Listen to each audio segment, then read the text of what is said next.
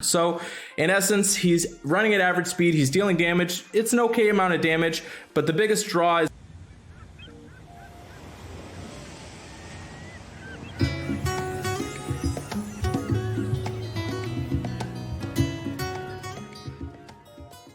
Hey, thanks so much for checking out the channel. If you're curious about any other hero in Empires and Puzzles, you can view my website at anchorgame.com. There you will find I've graded every single hero with a calibrated team of graders. This resource will always be free.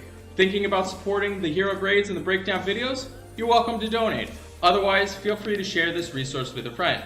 I have my exclusive line group called Anchor Cove, where you gain access to myself and tons of other experienced players with on-demand information and resources.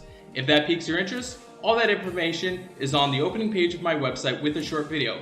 Let me dive into today's hero breakdown. Hey, thanks so much for checking out the content. Today we're doing a brand new hero breakdown on the undead pirate man, Boomer. He's got 541 on his attack, 663 on his defense, and 1323 on his health. Statistically, that attack power is stupid ridiculously low at 541. I don't know what's going on there. 663 is okay on his defense, and that health total is pretty awesome. He's running at average speed. He is part of the Pirates of Corellia event, which means he gives you a bonus. Between 2, 3, 4, 5 heroes, you get anywhere between 3% and 15% attack, and anywhere between 2% and 12% mana generation. This video is sponsored by Raid Shadow Legends. It is a free massive turn-based dark fantasy RPG. If you want a huge head start in Raid, all you have to do, click on the link in the description. If you're a new player, you get a 1-day XP boost, 3 Raid Flasks, 1 Ancient Shard, 1 Void Champion Bulwark, and 50 gems. All your treasure, it's waiting for you right over here. As far as his hero special goes, he deals 204% damage to all enemies. The caster and nearby allies get plus 94% defense against Holy for 3 turns. So in essence, he's running at average speed, he's dealing damage. It's an okay amount of damage, but the biggest draw is setting himself up to give the caster and nearby allies the plus 94% defense against Holy for 3 turns. With him being a barbarian class hero, if you are considering throwing some emblems on him, you're absolutely going to need to work on his attack power, because at 541 at 204% damage to all enemies is not really going to be doing too much.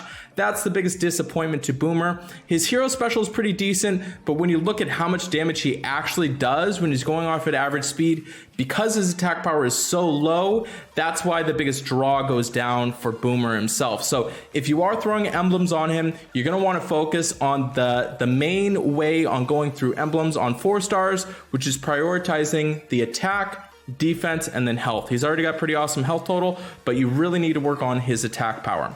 So when we take a look at what he does against the Titan, obviously with him having ridiculously low attack power, that's going to go against him. What I do like about him on the Titans is the fact that he gives the caster nearby allies the plus 94% defense against Holy for 3 turns.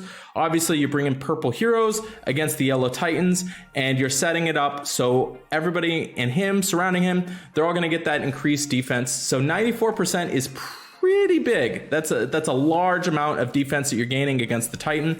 It's going to help out quite a bit. He is going to get the B grade there against the Titan, and the biggest drawback again is the fact that his attack power is super low, but he is helping out defensively. I think that there is a little bit of usage for him, but probably not my first choice. When we took a look at him offensively, he is going to get a B- grade on offense. Again, I already mentioned the fact that he's only got the 541 on his attack. He is pretty much just dealing 204% damage to all enemies, and you're not really that concerned about Holy going off for 3 turns. Maybe if they have a Holy tank and they're dealing damage, there is some draw to where you might want that to not go against him. But I would say the Holy tanks that are currently out, the biggest one that you had was like Guinevere, and that was the biggest thing that you're really worried about as far as the yellow tank. And him gaining defense against that Holy tank is not really going to be doing too much. So that's why he definitely struggles a bit on offense, with him getting a B-, just because you're not really utilizing the caster nearby allies getting that increased damage against Holy. So when we take a look at him on defensively, he is going to get a B+ as far as the tank grade goes. Obviously, he's got really high health total at 1323, one of the highest of the 4 stars. So if you're going to consider having him on defense, you're probably going to have some emblems on him. Could be utilized a bit more. You're going to need to focus on that 541 attack, but I do like that he is going to give you the defense against Holy for 3 turns. So setting it up, there is a definite real clock with him being as a tank. And there is that added bonus to where when he goes off, he's going to get that extreme amount of the Holy defense.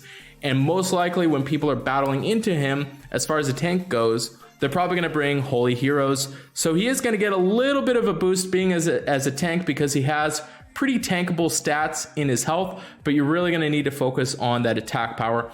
He is going to get a B+ grade there. Now, when we look at his flank grade, he is going to get a B as far as a flank goes. With him running at average speed, he is dealing damage to all enemies, so that does help you out quite a bit. But you're not probably utilizing the fact that he gives the caster nearby allies the 94% increase on against Holy. So probably not the best place for him. And then when he's in the wing there, he's going to get a C grade.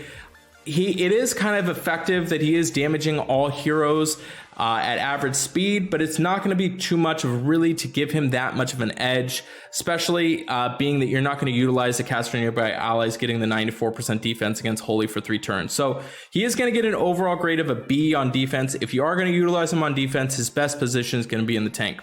So when we get into his weekly raid grade, he is going to get a B on rush attack.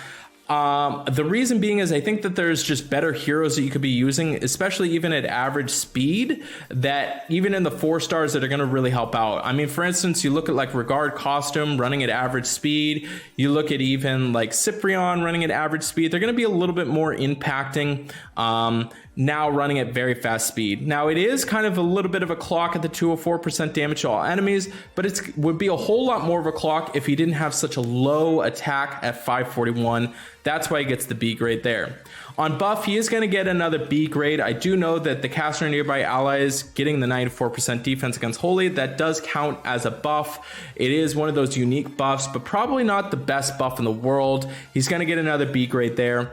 And then on Bloody Battle, he is going to get another B as well because he's running at average speed. He's dealing damage to everyone. It's not going to be the most impressive hero to be using. So overall, he is going to get a B- grade, close to a B potentially.